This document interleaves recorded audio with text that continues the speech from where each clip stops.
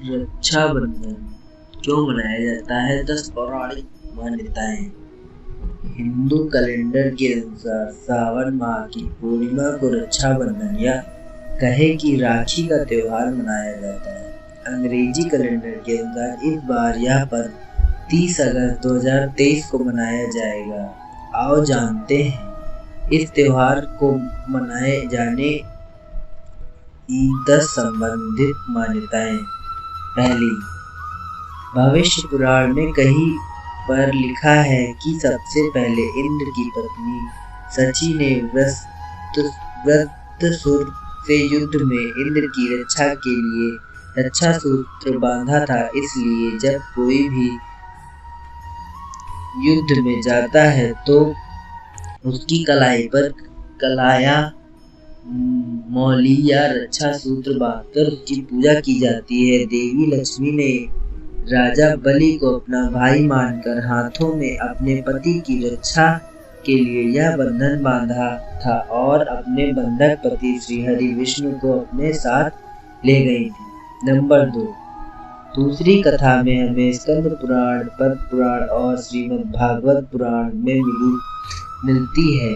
कथा के अनुसार भगवान विष्णु ने आदित्य के गर्भ में वामन अवतार लिया और ब्राह्मण के वेश में असुर राज राजा बलि के द्वार भिक्षा मांगने पहुंच गए। चूंकि राज बलि महान दानवीर थे तो उन्होंने वचन दे दिया कि आप जो भी मांगेंगे मैं वह दूंगा। भगवान बलि से भिक्षा में 3 पग भूमि की मांग ली। बलि ने तत्काल हाँ कर दी, क्योंकि 3 पग ही भूमि तो देना थे। लेकिन तब भगवान वामन ने अपना विशाल रूप प्रकट किया और 2 पग में सारा आकाश पाताल धरती नाप लिया। फिर पूछा कि राजन अब बताइए तीसरा पग कहाँ रखूं?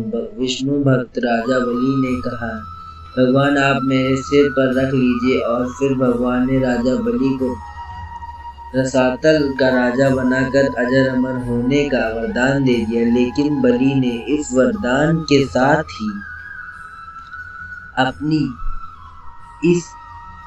भक्ति के बल पर भगवान से रात दिन अपने सामने रहने का वचन भी ले लिया। नंबर 3, भगवान को वामन अवतार के बाद पुनः लक्ष्मी के पास जाना था, लेकिन भगवान ने वचन देकर फंस गए और वे वहीं रसातल में बलि की सेवा में रहने लगे। उधर इस बात से माता लक्ष्मी चिंतित हो गई। ऐसे में नारद जी ने लक्ष्मी जी को उपाय बताया। तब लक्ष्मी जी ने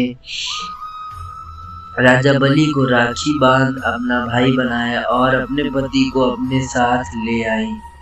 उस दिन श्रावण मास की पूर्णिमा तिथि थी, तभी से यह रक्षाबंधन का त्योहार प्रचलन में है। नंबर 4, माना जाता है कि राजसूय यज्ञ के समय जब कृष्ण ने शिशुपाल का वध कर दिया था तो तब उनकी उंगली से खून बहने लगा था। इसे देखकर द्रौपदी ने तुरंत ही अपनी साड़ी का एक टुकड़ा फाड़कर उनकी उंगली पर बांध दिया था। इस कर्म के बदले श्री कृष्ण ने द्रौपदी को आशीर्वाद देकर कहा कि एक दिन मैं अवश्य तुम्हारी साड़ी की कीमत अदा करूंगा। इन कर्मों की वजह से श्री कृष्ण ने द्रौपदी के चीरहरण के समय उनकी साड़ी इस पुण्य के बदले ब्याज सहित इतना बढ़ाकर लौटा दिया और उनकी लाज बच गई। कहते हैं कि इसी के बाद रक्षाबंधन पर बहन द्वारा राखी बांधने की परंपरा शुरुआत हुई थी। नंबर 5, उत्तर भारत में रक्षाबंधन वाले दिन अर्थात श्रावण पूर्णिमा को राखी का त्योहार मनाया जाता है, जबकि दक्षिण भारत में समुद्री क्षेत्रों में नारियल पूर्णिमा का त्योहार मनाया जाता है। नारियल पूर्णिमा खासकर तभी मछुआरों का त्योहार होता है। मछुआरों भी मछली पकड़ने की शुरुआत इसी दिन से भगवान इंद्र और वरुण की कृपा करने से करते हैं। पूजा के दौरान विधिवत रूप में उन्हें केल के पत्तों को समुद्र किनारे नारियल अर्पित किए जाते हैं, इसलिए राखी पूर्णिमा को वह नारियल पूर्णिमा भी कहते हैं। दक्षिण भारत में यह त्योहार समाज का हर वर्ग अपने अपने तरीके से मनाता है। इस दिन जनेऊ धारण करने वाले अपनी जनेऊ बदलते हैं। इस कारण इस त्योहार को अभितम भी कहा जाता है। इसे श्रवणी या ऋषि तर्पण भी कहते हैं।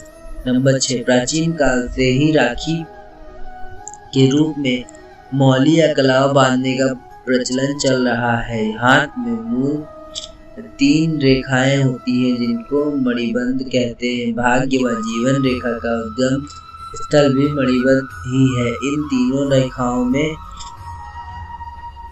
दैहिक, दैविक व भौतिक जैसे त्रिविध तपों को देने व मुक्त करने की शक्ति रखती है। इन मणिबंधों के नाम शिव, विष्णु व ब्रह्मा हैं। इसी तरह शक्ति लक्ष्मी व सरस्वती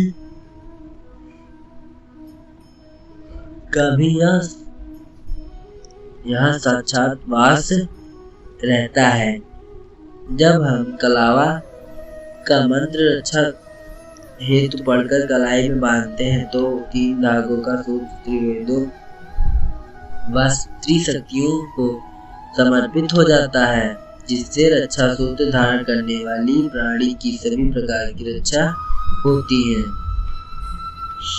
नंबर 7, शास्त्रों का ऐसा मत है कि मौली या राखी बांधने से त्रिदेव ब्रह्मा, विष्णु, महेश तथा तीनों देवियों लक्ष्मी, पार्वती व सरस्वती की कृपा प्राप्त होती है। ब्रह्मा की कृपा से कीर्ति, विष्णु की कृपा से तथा शिव की कृपा से दुर्गुणों का नाश होता है। इसी प्रकार लक्ष्मी से धन, दुर्गा से शक्ति एवं सरस्वती की कृपा से बुद्धि प्राप्त होती है। यह मौली किसी देवी या देवता के नाम पर भी बांधी जाती है, जिससे संकटों और विपत्तियों से व्यक्ति की रक्षा होती है। यह मंदिरों में मन्नत के लिए भी बांधी जाती है। नंबर 8, संकल्प के लिए भी रक्षा सूत्र बांधा जाता है। इस तरह की राजा बलि ने 3 पग भूमि को दान में देने के पहले जल छोड़कर संकल्प लिया था कि 3 पग भूमि दान करता हूँ। इसी तरह रक्षाबंधन पर हम बहन को उसकी रक्षा का वचन देते हैं। मौली बांधकर किए गए संकल्प का उल्लंघन करना अनुचित और संकट में डर वाला सिद्ध हो सकता है। यदि आपने राखी या मौली बांधी है तो उसकी पवित्रता का ध्यान रखना भी जरूरी होगा है। नंबर 9, शास्त्रों के अनुसार मौली बांधने से उसके पवित्र और शक्तिशाली बंधन होने का एहसास होता है और इससे मन में शांति और पवित्रता बनी रहती है। व्यक्ति के मन में और मस्तिष्क में बुरे विचार नहीं आते हैं और वह गलत रास्तों पर नहीं भटकता। कई मौकों पर इससे व्यक्ति गलत कार्य करने से बच जाता है। नंबर 10, महाभारत में भी रक्षाबंधन के पर्व का उल्लेख है। जब युधिष्ठिर ने भगवान कृष्ण से पूछा कि मैं सभी संकटों को कैसे पार कर सकता हूँ, तब कृष्ण ने उनकी तथा उनकी सेना की रक्षा के लिए राखी का त्योहार मनाने की सलाह दी थी। धन्यवाद दोस्तों। अगर आपको कहानी अच्छी लगी हो तो कमेंट में बताइएगा और लाइक और सब्सक्राइब करके जाइएगा। Thank you.